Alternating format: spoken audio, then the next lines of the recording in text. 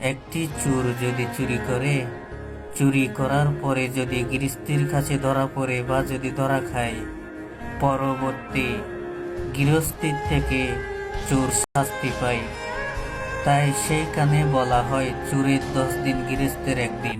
10-20 জন মানুষ যদি একজন মানুষকে বিনা দোষে কষ্ট দেয় বা বিনা দোষে দোষী করে শাস্তি দেয় বা বিনা দোষে দোষী করে, পরবর্তী সেই 10-20 জন ধরা খেলে বা ধরা পড়লে তারা অন্যায় করে, পরবর্তী সেই 10-20 জনের শাস্তি হয় বা যে একজনকে কষ্ট দেয় বিনা দোষে অকারণে, তার হাতের লাঠি হয়, 10 জনের বোঝা হয়, একজনের হাতের লাঠি হয়, বা বাকি যা কয়জন অন্যায় করে তারা পরবর্তী শাস্তি পায়।